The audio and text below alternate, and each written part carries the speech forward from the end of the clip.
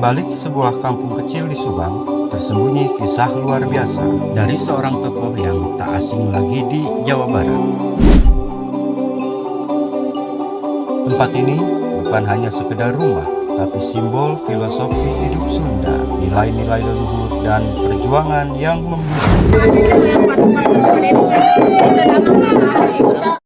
Hari ini Ceponji datang langsung ke Lembur Pakuan, rumah sekaligus panggung budaya yang dibangun oleh Kang Deddy Mulyadi sendiri.